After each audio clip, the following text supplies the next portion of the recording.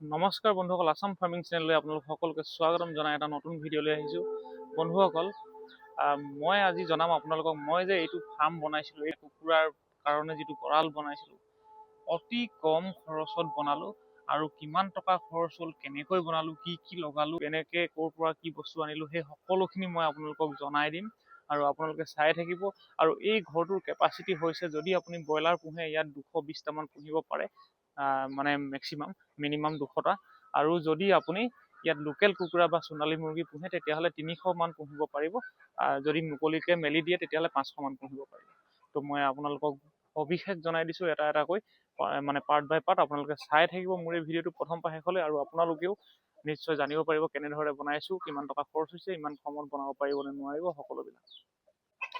বন্ধুসকল, প্ৰথমতে কৈছোঁ মোৰ এই ঘৰটো, এইটো বহলটো হৈছে আপোনাৰ 11 ফুট। ইয়াৰ এই খুঁটাটোৰ পৰা এই খুঁটাটোলৈকে আপোনাৰ 11 ফুট।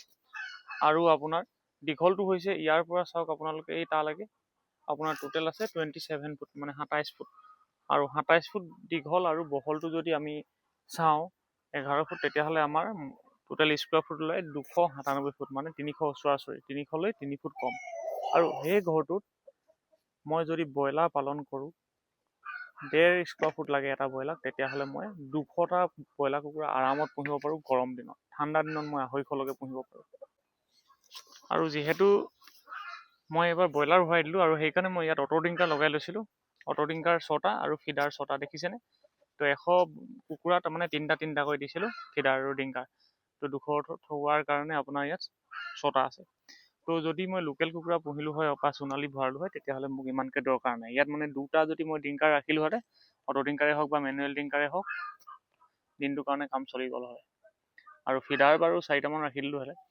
কিন্তু এতিয়া ঠিকেই আছে, এতিয়াও মই 6টা থাকিলেও মই ইয়াত লোকেল কুকুৰা বা সোণালী কুকুৰা পুহিব পাৰোঁ। আৰু এতিয়া কথা হ'ল, মই ইয়াত খৰচ কিমান হ'ল সেইটো জনাই দিছোঁ আপোনালোকক।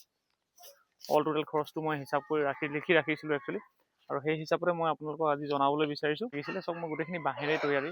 অকল এটা খুঁটা মোৰ পকা খুঁটা এটা আছিলে, মানে পুৰণা ঘৰৰ খুঁটা এটা, তো সেইটো আনি কিনি এটা অকল মুধচৰ খুঁটা এটা লগালোঁ। বাকী চব মই এইবিলাক চব বাঁহেৰে কৰিছোঁ। এইবিলাক খুঁটা দেখিছে আপোনালোকে, এইটো খুঁটা, এইবিলাক সকলো খুঁটা।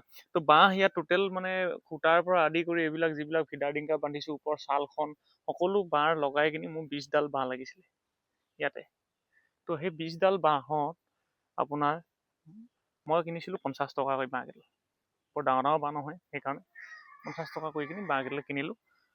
আৰু মোৰ ইয়াত কিন্তু 1000 টকা খৰচ হৈছিলে বাঁহত। তাৰপিছত সেই ওপৰত যিখন মই তিৰপাল লগালোঁ, চিলপলিনখন, সেই চিলপলিনখন লগালোঁ মই 20 ফুট বহল আৰু 36 ফুট দীঘল, এনেকৈ আনিছিলোঁ।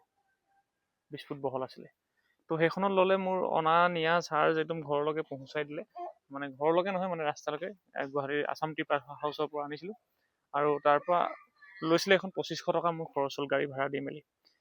আৰু এইখন যি দেখিছে আপোনালোকে, মই একদম খুব কম খৰচত উলিয়াবলৈ চেষ্টা কৰিলোঁ। মানে বাঁহ দিলে বহুত বেছি লাগে, আৰু এটা খাটনি লাগে, আৰু বাঁহ কাটিবলৈ যাব লাগে। তো সকলো মানে বহুত টাইম লাগিলে হ'লে বাঁহ বনাই থকা, বেৰে বনাই থকা। কিন্তু ইয়াত দেখিছে আপোনালোকে, মই এখন নেটৰ মানে বেৰ দিলোঁ, দেখিছে? আৰু এটা বেচ মই শেষো কৰিলোঁ পুহি। এইটো চাওক, দেখিছে? নাইলনৰ হয়।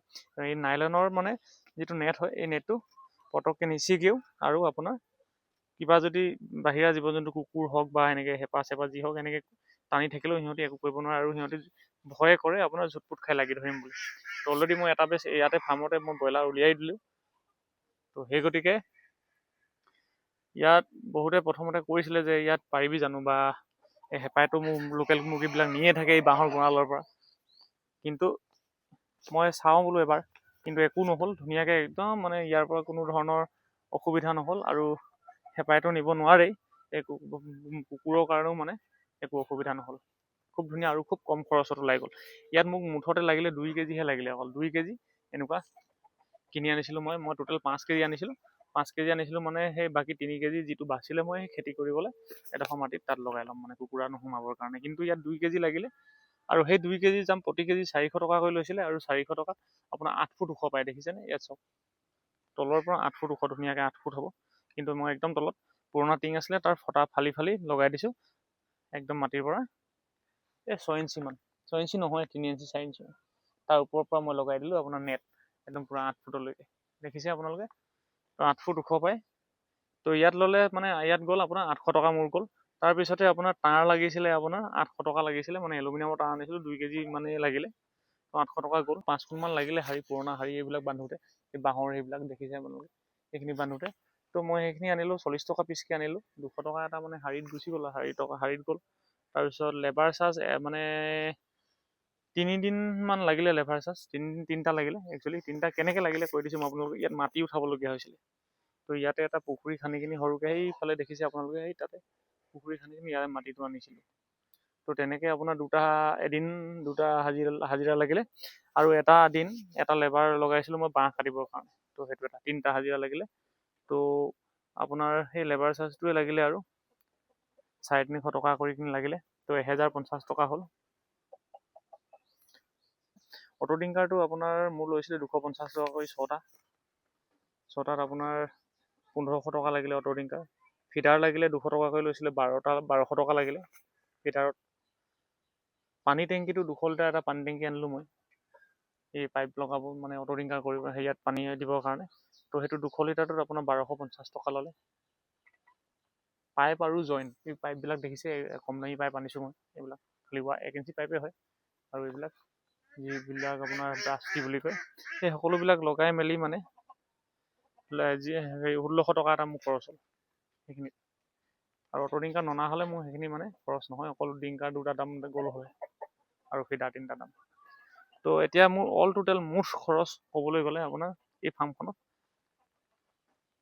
11,867 টকা খৰচ হৈছিলে। কিন্তু মই যদি অটো ডিংকাৰ, ফিডাৰ, তাৰপিছত এই টেংকি চেংকি এইবোৰ নধৰিলোঁ হ'লে, তেতিয়াহ'লে অকল এই মোৰ ঘৰটো, মানে এই ঘৰটো যিটো বনাইছোঁ, সেই বনোৱা ঘৰটোত মোক খুব বেছিকৈ বেছি পৰিছিলে আপোনাৰ 6,317 টকা। আৰু এইখন যিখন গ্ৰীণ নেট লগালোঁ যে, এই মানে ত্ৰিপালখনৰ তলত দেখিছে আপোনালোকে, সেই গ্ৰীণ নেটখন মোৰ পুৰণা আছিলে, সেইকাৰণে মই পুৰণাখন লগাই দিলোঁ। কিন্তু সেইখনতো আপোনালোকৰ বেছি নাযায়, 500 টকামান গ'ল হ'লে। তাৰ ওপৰত খেৰ আছে, ধান খেৰটো দি কিনি তাৰ ওপৰত ত্ৰিপাল লগাই দিছোঁ। ধান খেৰটো এইটো কাৰণে দিয়া হৈছে যাতে গৰমটো নাহে, শীতটো নাহে, সেইকাৰণে। মানে কোনোবাই যদি নিজে বনাম বুলি ভাবে মানে 6,000 টকাত ধুনীয়াকৈ বনাব পাৰে। মোৰ মানে কি হ'ল, মই নিজেই লাগিলোঁতো বহুতখিনি কাম, 3টাহে লেবাৰ লগালোঁ 3 দিন। বাকীখিনি সকলো কাম ইয়াৰ পৰা খুটা পুটাৰ পৰা আদি কৰি এইখিনি যিখিনি লগাইছোঁ, চাল আৰু খেৰ পাৰিছোঁ, ত্ৰিপাল লগাইছোঁ, সকলোখিনি মই অকলে নিজেই কৰিছোঁ, কোনো ধৰণৰ হেল্প লোৱা নাই। তো সেই গতিকে মানে মোৰ লেবাৰ খৰচটো একদম কমি গ'ল, আৰু মই 6,000 টকাতে এই ঘৰটো বনাবলৈ পাৰিলোঁ একদম আৰামছে। মই যদি ইয়াত লোকেল কুকুৰা যদি মুকলিভাৱে পুহো ন, ইয়াত 500 ওপৰত লোকেল কুকুৰা পুহিব পাৰিম। কাৰণ ইয়াত মই ডাং বান্ধি দিম, আৰু ডাং বান্ধি দিলে লোকেল মুৰ্গীবিলাক ডাঙত থাকিব, দিনত হ'লে চৰিবলৈ গুচি যাব। 500 ওপৰত পুহিব পাৰিম। আৰু যদি মই আবদ্ধ পদ্ধতিত পুহোঁ 300টা, পূৰা লোকেল হওক, সোণালী হওক, কয়লা হওক, যি হওক পুহিব পাৰিম। কিন্তু ব্ৰইলাৰ যদি মই মেক্সিমাম পুহিব পাৰোঁ, তেতিয়াহ'লে 250 মান পুহিব পাৰোঁ। তো সেই ঘৰটোত ইমান কমত মই উলিয়াইছোঁ। আৰু এই আপোনালোকেও পাৰিব, আপোনালোকেও যদি তেনেকৈ ধৰণে কৰে, এনেকৈ ধৰণে যদি বনায়, এনেকৈ যদি আপুনি নেটৰ জালখন দিয়ে, তেতিয়াহ'লে ধুনীয়াকৈ আপোনালোকে বনাব পাৰিব। যদি মই এই ফিডাৰ, অটো ডিংকাৰ লগোৱাৰ কাৰণে মোৰ 11,000 মান গুচি গ'ল, এইখিনিত অলপ কষ্টিংটো আহি গ'ল, কিন্তু বাকী নহ'লে ইমান খৰচ নাহে। তো এইটোৱে বন্ধুসকল, আপোনালোকে ইমানটোতে আপোনালোকে বনাব পাৰিব ধুনীয়াকৈ। আৰু যদি ভাল পাইছে আপোনালোকে মোৰ ভিডিঅ'টো, অনুগ্ৰহ কৰি মোৰ এই আসাম ফাৰ্মিং চেনেলটো ছাবস্ক্ৰাইব কৰি ল'ব আৰু শ্বেয়াৰ কৰিব। ধন্যবাদ।